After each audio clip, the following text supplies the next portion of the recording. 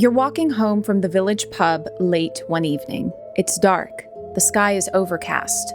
Not even the moon can guide your way. Maybe you've had too much to drink.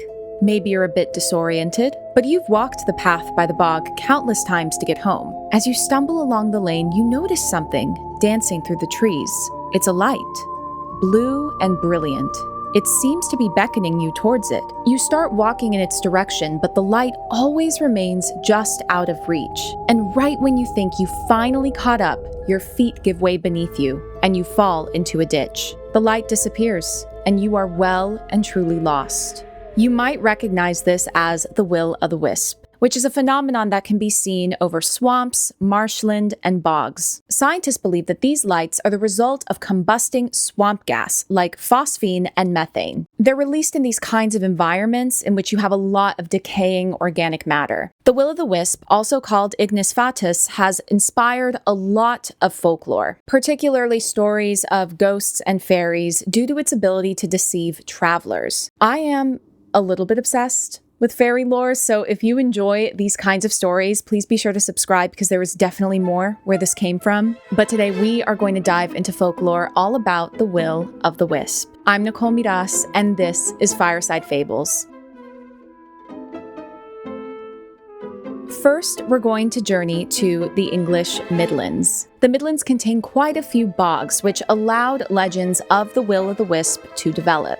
For example, in Worcestershire, the will-o'-the-wisp is personified by the fairy Puck. If you've seen Shakespeare's A Midsummer Night's Dream, then you'll remember Puck as the servant of the fairy king Oberon. In British folklore, a Puck is a trickster fairy who can sometimes be helpful to humans and other times can lead them astray. The most prominent Puck in folklore is Robin Goodfellow, which is the name of the Puck in Shakespeare's play. The earliest known reference to Robin Goodfellow specifically comes from a 1584 text called Robin Goodfellow, His Mad Pranks and Merry Jests. We don't know who the author is, but the category of a Puck as a kind of fairy could be much older than that. The word Puck comes from the Indo-European root bug, meaning to flee in fear or be frightened of. From this root, we get puka in Old English and puk in Middle English, as well as the Irish puka and the Welsh bug. The fairy, as we understand it, doesn't crystallize in British or Irish folklore until the late Middle Ages. In southern England,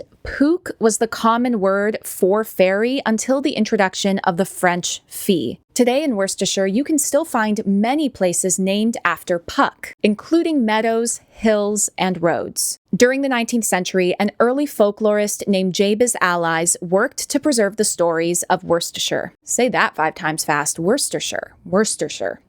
And he captured some interesting stories by villagers who believed they had been led off path by a Puck. To use the dialect of the region, they were poke-laden or pixie-led. I found these specific accounts in an essay by Worcestershire folklorist Pollyanna Jones, which came from this book, Magical Folk, The History of Fairies, which is a fantastic resource and has lots of great essays by leading folklorists. So here we have a witness statement that was sent to allies in February of 1834. One of the cottagers, named Thomas Booth, of the age of 67 years, then residing at Old Storage, modern Old Storage, in Alfric, and who had lived there about the last 34 years, told me that he had frequently seen Hobony's lantern in the course of his life, at Alfric, Knightwick, Lowsley, and other parts.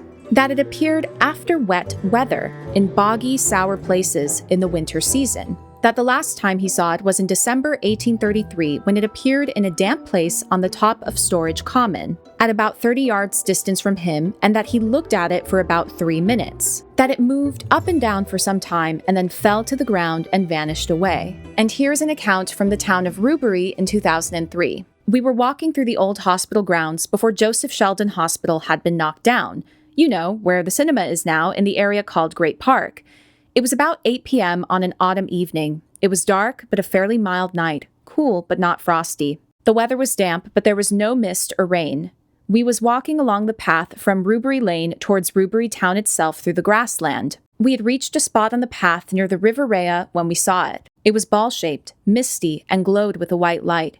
It appeared on the path at about head height and hung in the air perfectly still.